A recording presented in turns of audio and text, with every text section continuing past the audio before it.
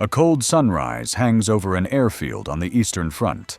The ground is hard, the tents are thin, and the engines that still run sound like they are working against time itself. In that fading world of radio orders and hurried repairs, a young fighter pilot climbs into his cockpit, knowing that skill can decide a moment, but not a war. His name is Erich Hartmann.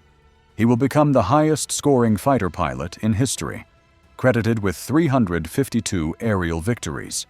Yet when he looked back, his conclusion was blunt and quiet. Even the best individual performance could not reverse what was already happening to Germany. If you enjoy stories like this, please like the video and subscribe. There are many more carefully told chapters of history ahead. To understand why Hartmann's view matters, it helps to see what he actually witnessed. He arrived at the Eastern Front at about 20 years old and flew there until the final months of the conflict. Remarkably, he was never brought down directly by enemy fire.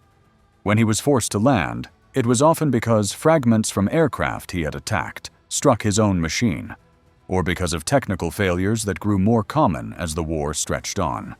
This detail is not offered as myth, but as a clue to his perspective.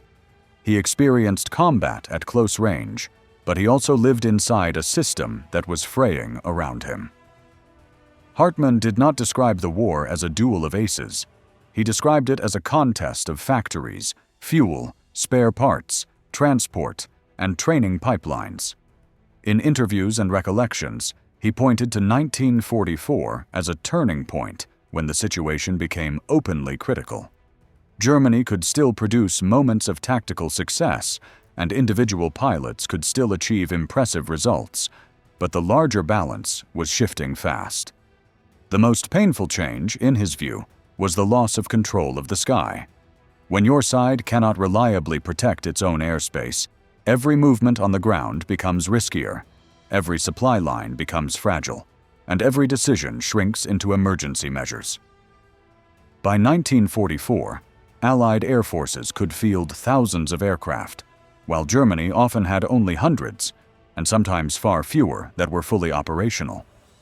Hartmann emphasized that raw skill could not compensate for overwhelming material advantage. A destroyed fighter could be replaced quickly by an opponent with deeper industrial reserves, while Germany struggled to replace both aircraft and the conditions needed to use them well.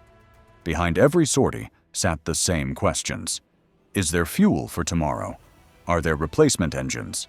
Are there tires, radios, instruments, trained mechanics? The war in the air was becoming less about brilliance in a single engagement and more about whether the system could keep producing and sustaining combat power, day after day. This is where Hartmann's criticism became sharper, not in tone, but in focus. He argued that it made little sense to build ever more complex and expensive aircraft if the pilots sitting in them had only minimal training.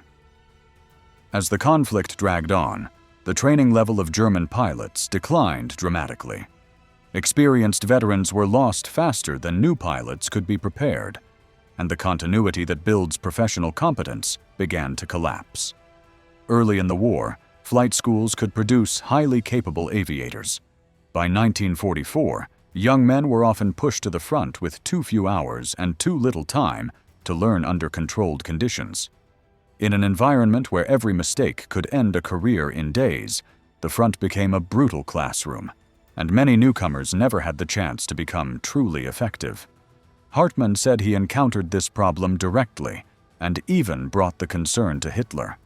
His point was not theatrical, but practical. Sending undertrained pilots into increasingly intense air battles wasted scarce people and aircraft.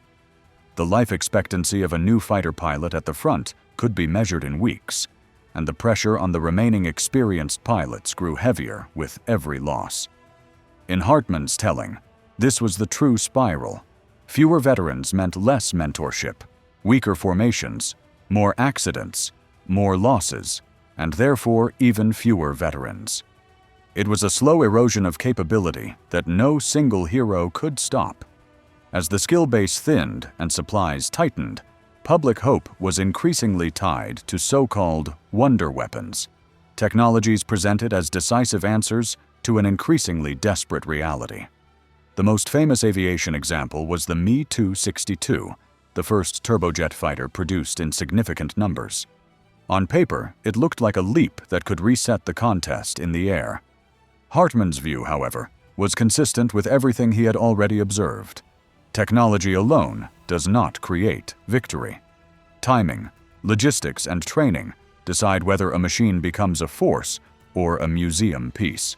The Me-262 arrived too late to change the strategic direction of the war. It was produced in limited numbers relative to Allied output, and it required fuel, airfields, maintenance capacity, and pilots trained for a fast, demanding aircraft. By late war, Germany faced acute fuel shortages, worsened by Allied attacks on oil facilities and transport networks. Even a brilliant design cannot fly without fuel, and it cannot fight effectively without a support system that keeps it ready. Many advanced aircraft spent more time grounded than airborne, or were destroyed on airfields before they could be used as intended. Hartmann was offered a transfer to a unit equipped with the Me-262. He tested the aircraft, but declined to leave his group and returned to the Eastern Front with his men. That decision captures something important about his outlook. He did not speak as someone waiting for a miracle. He spoke as someone who believed the outcome depended on the health of the entire structure. Training, supply, coherent planning, and realistic objectives. A new aircraft could win an encounter, but it could not rebuild a collapsing system. By the spring of 1945, Hartmann recalled that the organized effort was breaking apart into chaos. Orders from above became hurried, sometimes contradictory, sometimes detached from conditions on the ground. Remaining Luftwaffe units moved without a clear plan and flew missions that were often more symbolic than strategically meaningful. Hartmann suggested that by then, many pilots were no longer fighting for victory, because the impossibility of victory had become obvious. The practical goal shifted toward survival, and, where possible, protecting comrades during withdrawal. In the last days, Hartmann received instructions to move west and surrender to British forces to avoid Soviet captivity. Yet he refused to act alone. He chose to lead his unit toward the Americans with the aim of surrendering together with the entire personnel, rather than leaving his men behind. Later, the Americans still handed him over to Soviet authorities, but the significance of the decision lies in the moment itself. In a total breakdown of leadership, he prioritized responsibility for subordinates over the performance of directives that no longer matched reality. Hartmann also noted a quieter aftershock. For a long time after the war, many people preferred simpler and more comforting explanations for defeat.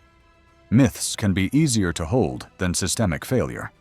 It is easier to believe in an unbeatable force undone only by bad luck, or in a missed last-minute salvation, than to accept that the opponent had greater resources and that major strategic choices had boxed Germany into an unwinnable position. Hartmann's sober assessment challenged those myths. He did not argue for conspiracies or last-minute rescues. He argued that the decisive factors were structural: exhausted resources, the loss of air superiority, shrinking training standards, and the inability to adapt to a long industrial war. Hartmann's story can sound like a paradox. A man achieves extraordinary results, yet insists those results could not change the end. But that paradox is one of history's most durable lessons. Wars are not decided by a single cockpit or a single brilliant day. They are decided by systems, by the capacity to sustain effort, learn, replace losses, and align strategy with reality. When we look back, the question is not only what individuals did, but what conditions made outcomes possible or inevitable. And when a veteran speaks without building comforting legends, it invites a harder, more useful kind of memory. If you enjoyed this story, please like, subscribe, and turn on notifications so you do not miss the next journeys into the past.